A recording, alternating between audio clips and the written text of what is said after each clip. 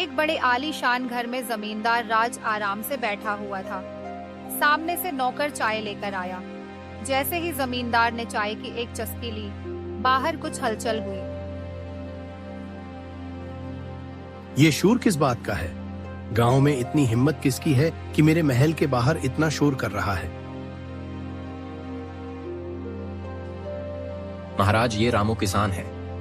आपके खेत की बगल में उसकी जमीन है। वो वहां अपने परिवार के साथ खेती कर रहा है। मैं इस गांव का मालिक हूँ। यहाँ की हर चीज मेरी है। क्या रामू नहीं जानता कि वो जमीन मेरी है? जमींदार उठकर बाहर देखने गया और गुस्से से आग बबूला हो गया। गरीब किसान तो मेरे खेत में मुझसे बिना पूछे कैसे खेती कर रहा है? नहीं मालिक, वो जमीन मेरी है। मेरे दादाजी के समय से हम वहां खेती कर रहे हैं। मेरे पास इसके सारे कागजात हैं। तेरे पास कागज हैं, पर मेरे पास ताकत है। इस गांव में जो जमींदार कहता है वही सही होता है। चल अब जल्दी से निकल मेरे खेत में से। लेकिन जमींदार साहब, ये जमीन मेरी है। उसने अपने आदमियों को बुलवाया और रामू को खूब पटवाया। रामू हारकर अपने छोटे से घर लौट गया।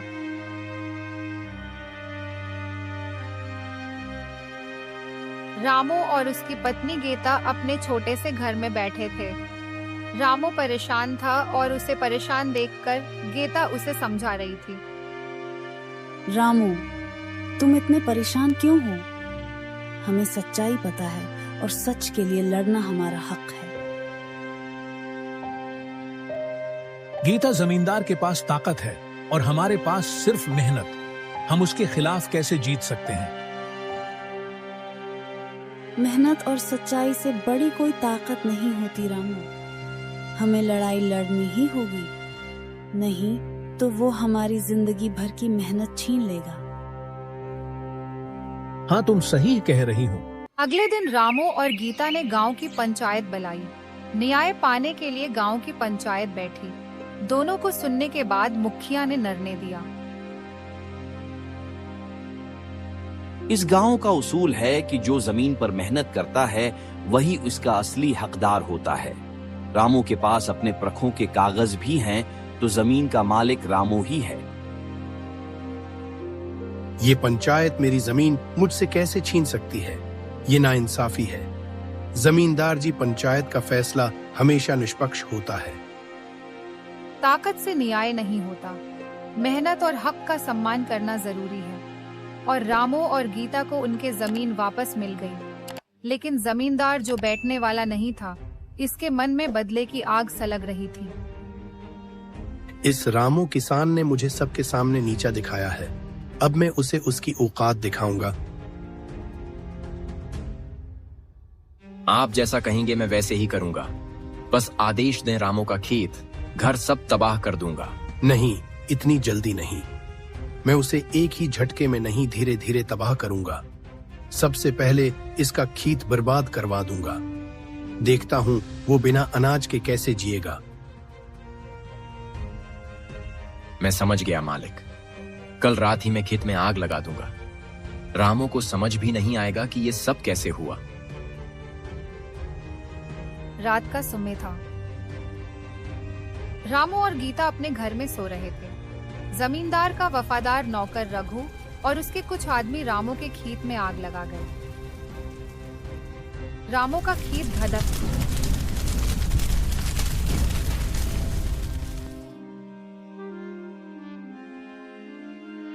खेत जलने के बाद रघु बड़े फख्र से जमींदार के पास लौटा। काम हो गया मालिक। रामू का खेत अब सिर्फ राख है। अब वो भूखा मरेगा। बहुत अच्छा। ये तो सिर्फ शुरुआत है। अगला कदम होगा उसकी जमीन पर कब्जा करना। अब देखता हूं पंचायत वाले उसे कैसे बचाते हैं। रामू अपने जले हुए खेत को देखकर बहुत उदास हो गया। इसकी आंखों में आंसू आ गए और गीता उसे तसल्ली दे रही थी। ये किसने किया? मेरी सारी मेहनत एक रात में राख हो गई। अब हम क्या करेंगे? तुम परेशान मत हो, सब कुछ अच्छा ही होगा। रामू, मैं जानता हूं कि ये काम जमींदार का ही है। वो हार नहीं मानता। हमें पंचायत बुलानी होगी और उसे सजा दिलवानी होगी। पर जमींदार के पास ताकत है, लोग उससे डरते हैं, कोई उसका सामना नहीं करेगा। इस बार गांव वाले साथ देंगे। हम सबको एक साथ होना होगा, तभी हम इस अन्याय का मुकाबला कर पाएंगे।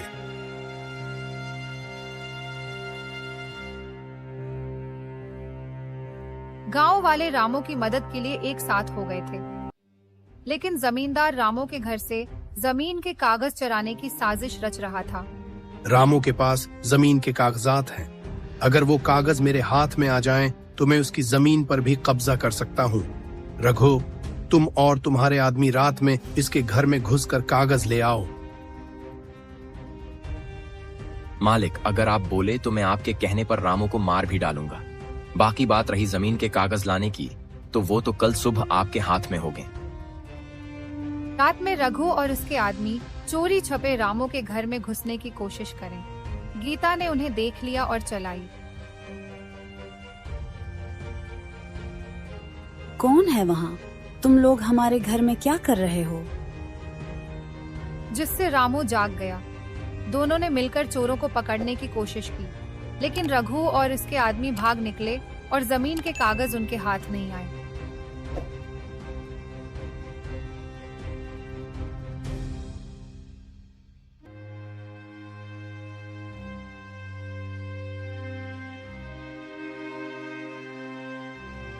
ये लोग हमारी जमीन पर कब्जा करना चाहते हैं। गीता, अब और सहन नहीं होगा। मैं कल ही पंचायत में सबके सामने जाकर इस अन्याय के खिलाफ आवाज उठाऊंगा। अगले दिन ये बात पूरे गांव में फैल गई कि जमींदार ने रामू के घर गुंडे भेजे थे। गांव में फिर से पंचायत बैठी। गांव वालों, आप सबके सामने जमींदार ने मेरे साथ जो किया है वो अन्याय है। उसने मेरे खेत में आग लगवाई, मेरे घर में चोरी करवाई। अब हम और नहीं सहेंगे।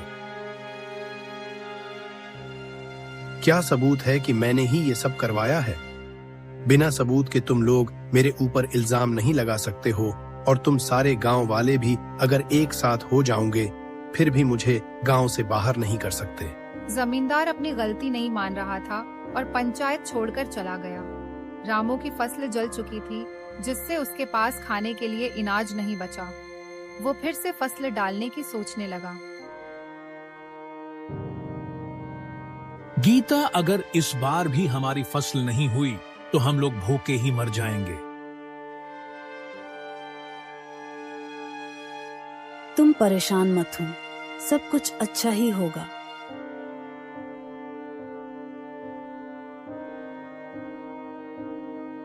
रामू और गीता अपनी फसल फिर से तैयार कर लेते हैं, जिसे देखकर जमींदार बिल्कुल भी खुश नहीं था।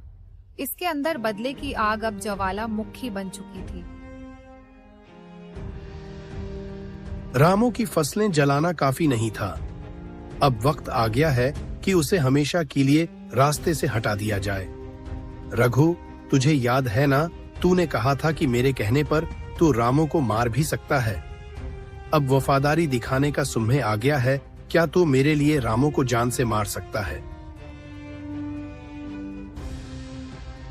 जैसा आप कहेंगे मालिक, मैं वैसा ही करूंगा। रामू अब जिंदा नहीं बचेगा। बहुत अच्छा, आज रात का इंतजार कर। जब वो अपने घर में सो रहा होगा, तब उसे मार डालना। किसी को पता नहीं चलना चाहिए कि ये हमने किया है। जैसा आप कहीं मालिक। जमींदार बदले की आग में इतना अंधा हो गया था कि उसे किसी की जान की परवाह नहीं थी। एक रात जब रामू और गीता अपने घर में सो रहे थे, रघु और उसके आदमी फिर से घर में घुसने की कोशिश करने लगे। इस बार रामू ने अपने घर के बाहर सीसीटीवी कैमरे लगवाए थे, जो रघु की हर हरकत रिकॉर्ड कर रहे थे।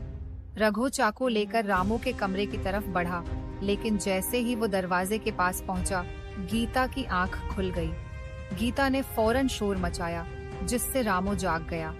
रघु और उसके आदमी घबराकर भाग गए, लेकिन इस बार उनके चेहरे कैमरे में साफ रिकॉर्ड हो चुके थे। रामू और गीता को अब पूरा यकीन हो गया था कि ये सब जमींदार की साजिश थी।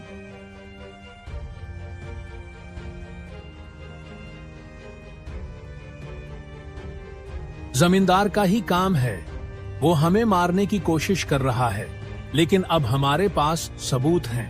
अगले दिन रामू सीसीटीवी फुटेज लेकर पंचायत में पहुंचा। गांव वालों की भीड़ इकट्ठा हो गई। पंचायत में रघु और जमींदार को बुलाया गया। मेरे साथ जो अन्याय हुआ उसके सबूत मेरे पास हैं। जमींदार ने मेरे खेतों में आग लगवाई। ये देखिए, ये सीसीटीवी फुटेज है जिसमें उसके आदमी साफ दिखाई दे रहे हैं। ये झूठ है, ये सब झूठ है, मैं कुछ नहीं जानता। राघु और जमींदार, अब तुम्हारी सच्चाई सबके सामने आ चुकी है। तुम्हारी साजिश सीसीटीवी में रिकॉर्ड हो चुकी है। अब तुम और बच नहीं सकते। सबूत सबके सामने है। राघु और जमींदार ने गांव के एक ईमानदार किसान को मारने की कोशिश की। पंचायत का फैसला है कि तुम दोनों को गांव से निकाल दिया जाए और तुम्हें कानून के हवाले किया जाए। पंचायत का फैसला आया और राघु और जमींदार को पुलिस ने गिरफ्तार कर लिया।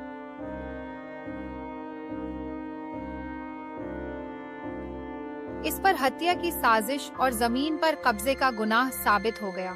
अदालत ने उसे उम्र कैद की सजा सुनाई। रामू और गीता अब सुकून से अपनी खेती में लग गए। गीता, अब हमें कोई डर नहीं है। हमारी मेहनत की जीत हुई है। हाँ रामू, सच्चाई की ताकत हमेशा सबसे बड़ी होती है। आज हमने उसे साबित कर दिया। कुछ समय के बाद रामू और गीता की मेहनत रंग लाई और उनकी फसलें लहलहाने लगी। गांव वाले भी उनकी मदद करने लगे। देखो गीता, हमारी मेहनत का फल कितना मीठा है। अब हमारे पास सब कुछ है, इज्जत, खेत और एक सुखी जीवन। हाँ रामू, हमें कभी हार नहीं माननी चाहिए। यही हमारी असली ताकत है। रामू भाई, तुमने हमें यह सिखा दिया कि मेहनत और एकजुटता से हर मुश्किल का सामना किया जा सकता है। अब हमारा गांव भी मजबूत और खुशहाल हो गया है। ये सब हमारी एकजुटता की ताकत है। अगर हम सब साथ रहें तो कोई भी ताकत हमें हरा नहीं सकती। दोस्तों, आज की कहानी यही समाप्त होती है। अगर आपको कहानी पसंद आई हो तो लाइक और सब्सक्राइब जरूर करें। हम जल्द ही एक नई कहानी के साथ मिलेंगे।